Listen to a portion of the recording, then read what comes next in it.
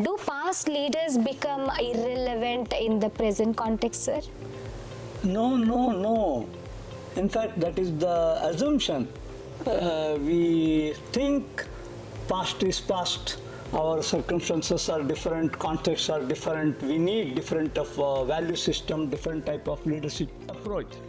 Hi everyone, this is Rupa Shetty, your host for today, and I warmly welcome you all to our show, Just Another Day at RNSIT. Today I have a wonderful person who talks about leadership and who teaches about leadership, who is none other than Dr. Panduranga Bhatta.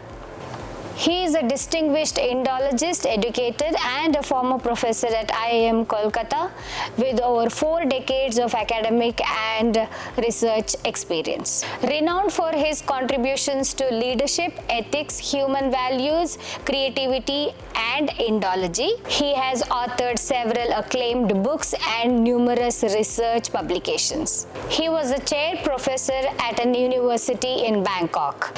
So we have this wonderful person with us today and I would like to welcome him. Welcome, sir. Do past leaders become irrelevant in the present context, sir? No. In fact, that is the assumption. We think past is past. Our circumstances are different, contexts are different. We need different of value system, different type of leadership approach. That is wrong. Let me give you one example from our book actually. The book, the one person runs through the book, that is none other than Ashoka the Great. Okay. You may say 21st century book, talking, discussing Ashokan type of values. Why I say, when I was reading, I'm an Indologist, as you know. Yes, sir. When somebody taught Ashoka, I was not that much impressed. I thought, okay, all these leaders like that. When I joined IIM Institute, IIM Indian Institute of Management, Calcutta, then the leadership program was going on. Then I thought, after attending 2-3 lectures, why I should not discuss Ashoka with this gathering. Then I went to my head of the department. I said, sir, I want to make a small presentation tomorrow in your program. We conduct 5-day program, 3-day program. Is no more. Is Sitangshu Chakravarti, who started Human Management Center for Human Value. Okay. He looked at me. You want to talk of Ashoka for SBI managers? Yes, sir. Give me opportunity. He gave 20 minutes. I talked about what was leadership of Ashoka, vision, mission, action. This, and everyone clapped and said, "Sir, we never knew. What is your knowledge of Ashoka? We thought Ashoka was a great king. He was involved in Kalinga bloody battle, and he caused loss to environmental loss, human loss. Finally, he became a Buddhist."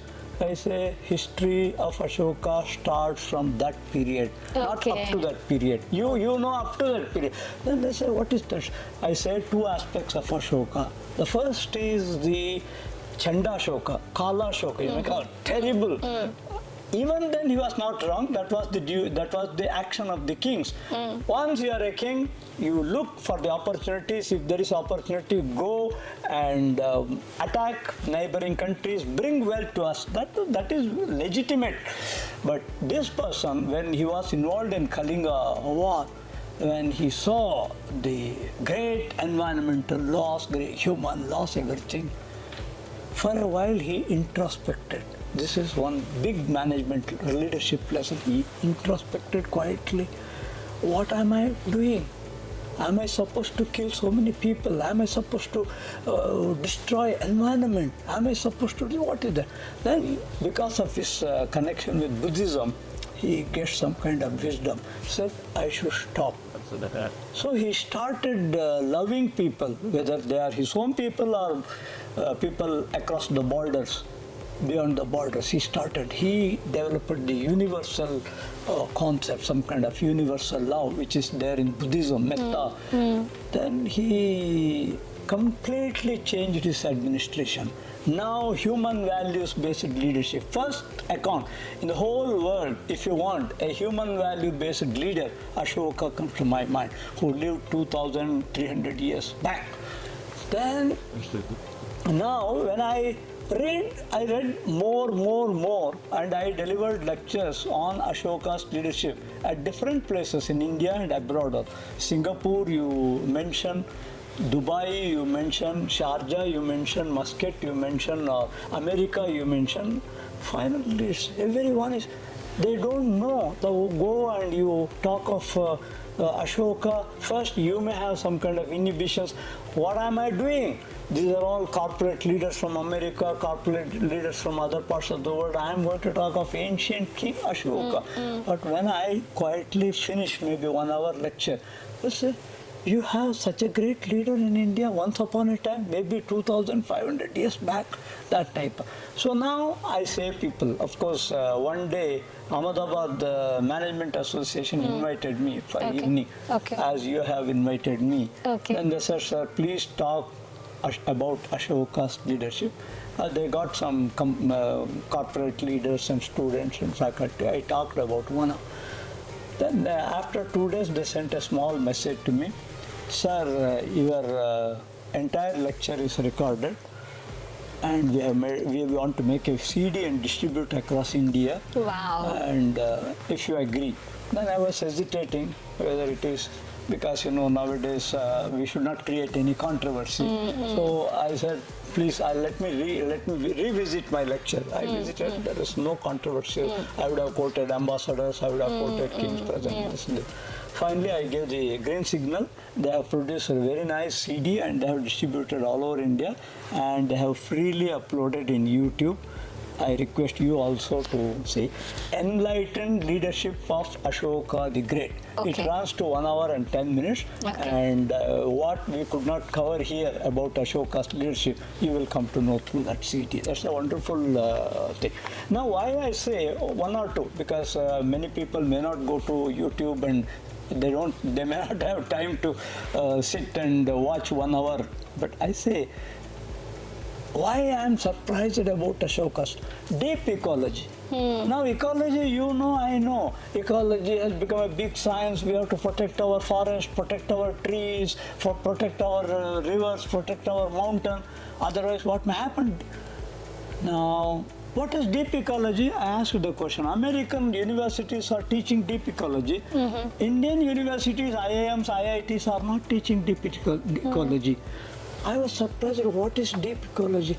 When I read Ashoka's inscriptions, he has got lot of instructions.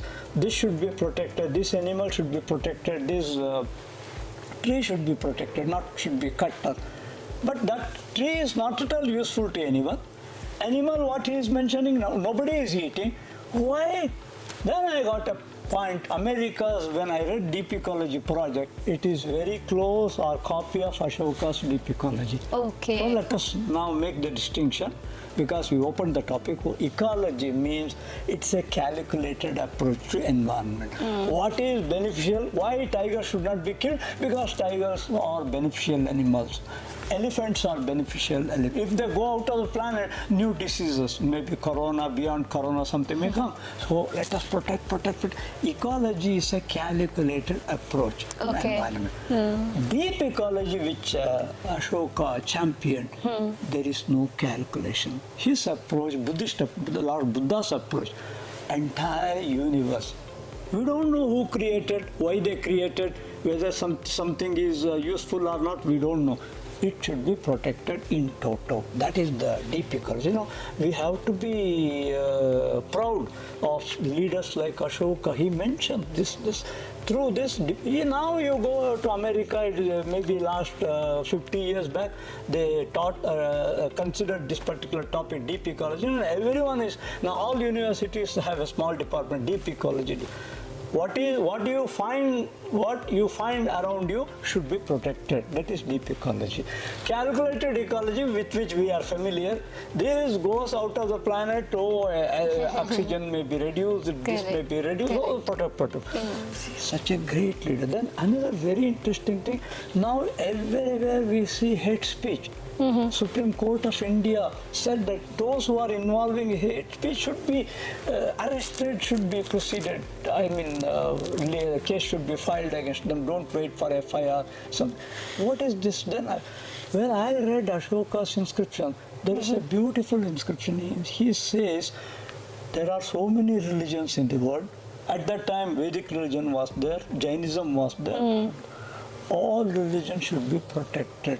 Okay. Even though he little bit became fascinated towards Buddhism, he did not say only Buddhism should be protected, all other religions should be.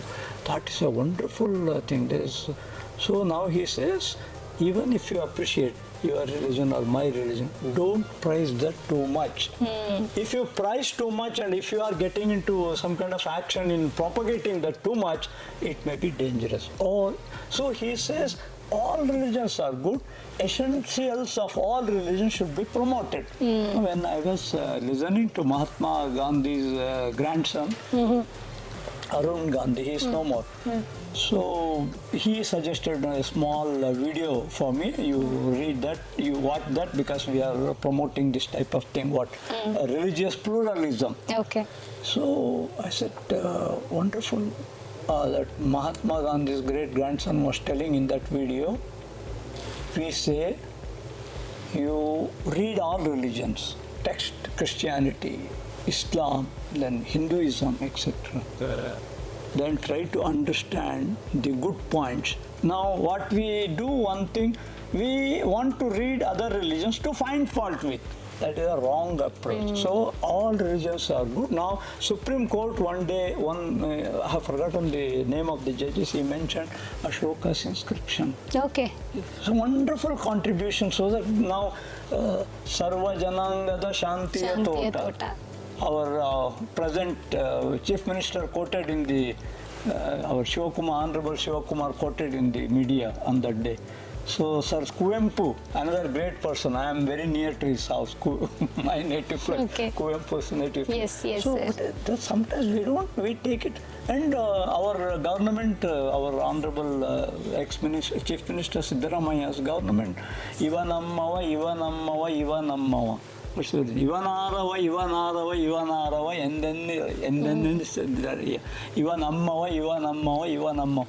These champions or religious reformers like Basavanna or Purandaradasa so now I say the seed, if you are asking why I am quoting Ashoka's, 2300 years back, there was no Christianity, there was no Islam, there was no Sikhism.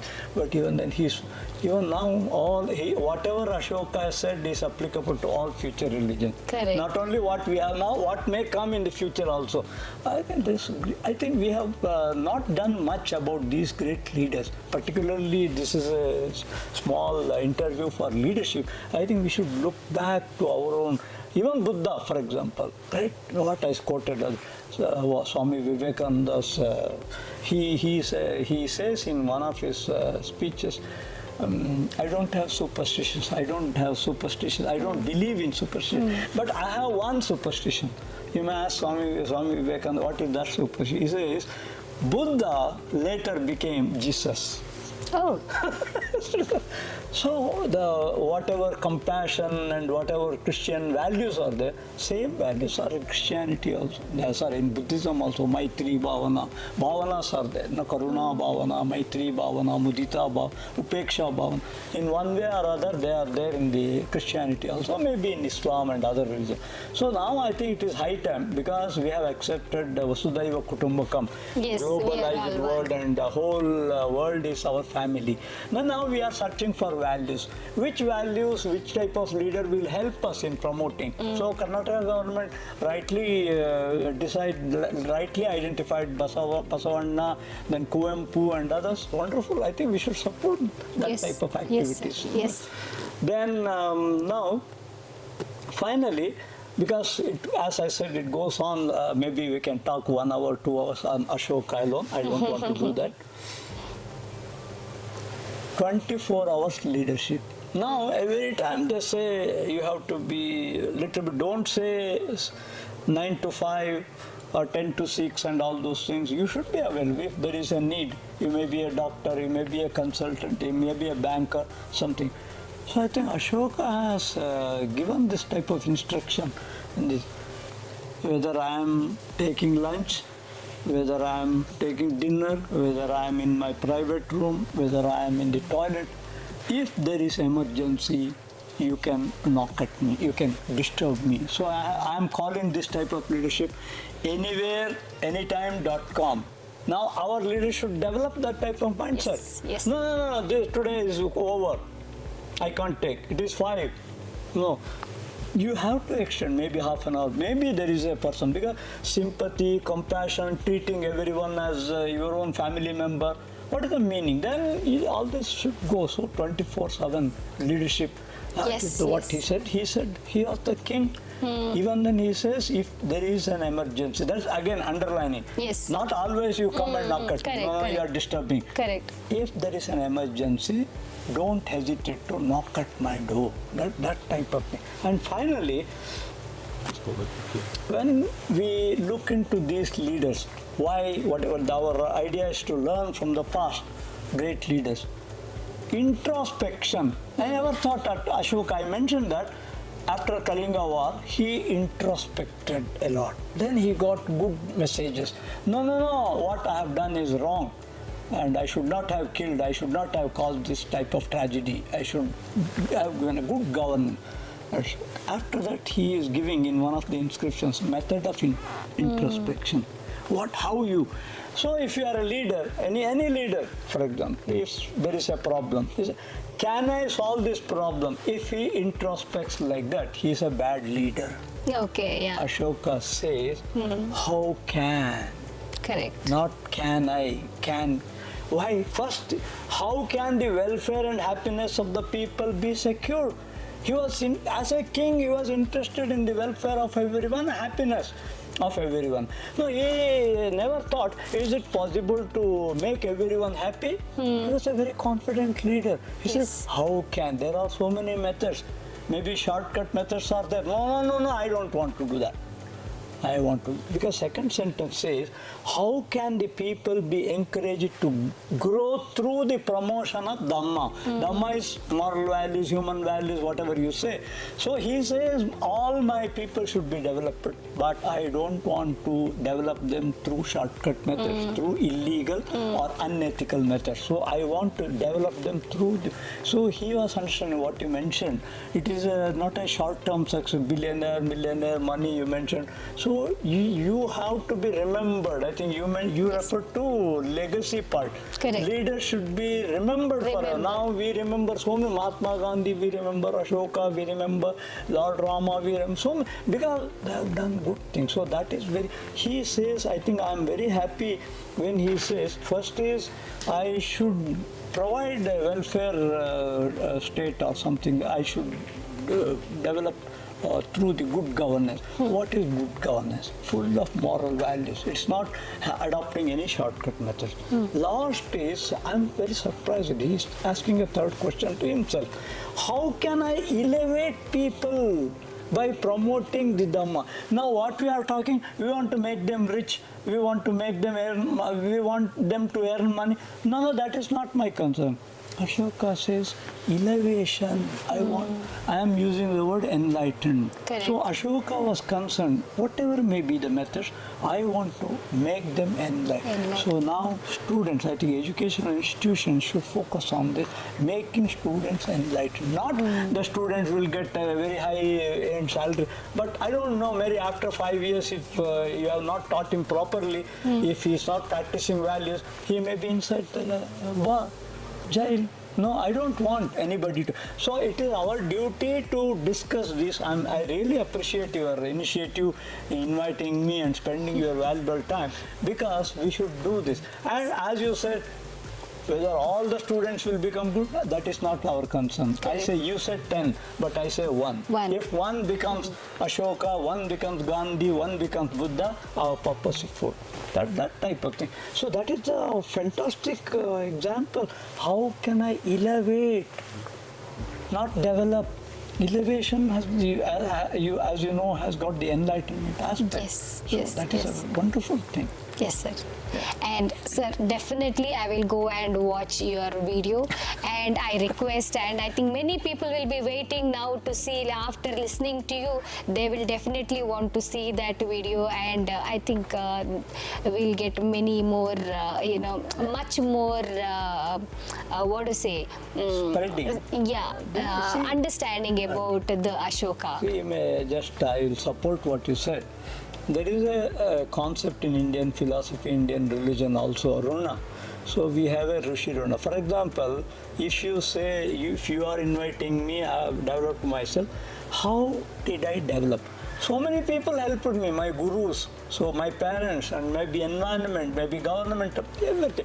So now, what do you do with that? Because you have taken lot from your parents, lot from your colleagues, lot from, it is giving back. This is uttered by none other than Steve Jobs.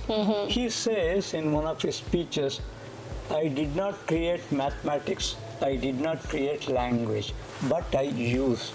So the moment you use language, the moment you use mathematics, you have debt to those people who have developed mathematics, Ramanujan, maybe others. Yes. Now, therefore he says, now how can I repay? How can I clear my debt which I owe to them? You also create, you also share. And he uses a very fantastic word. Flow is there. Flow is already there. Add something to the flow. So I am doing same thing, that's all. So in spite of, because I have read and I have developed some kind of knowledge bank, and if you people are giving an opportunity to share, I am sharing that so that it, as you said, it reaches. I don't know who will use, who will not use. That is none of our concern. Somebody will use and somebody will become maybe Ashoka or more than Ashoka, something like that. Yes, sir. Yes, thank you so much, sir. Thank you so much. We spoke about the earlier leaders who, we learned so much about the Ashoka the Great and Vivekananda, Gandhiji and all that. What do we get to learn from the present leaders, sir? This is the right question. Sometimes past is past.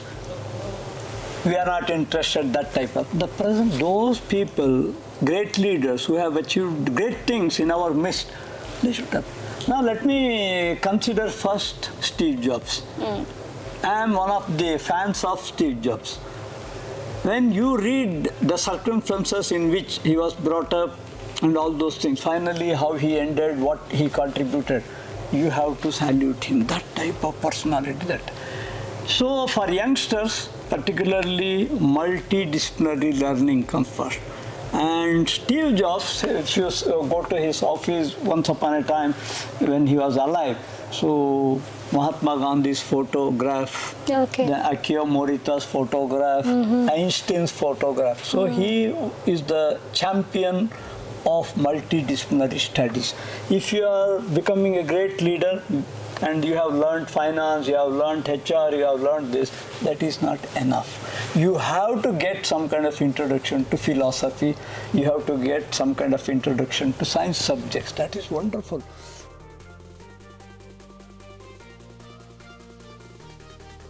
Thank you for watching this podcast. Stay tuned for our next podcast with an insightful person. Subscribe, like, and share this video. Thank you so much.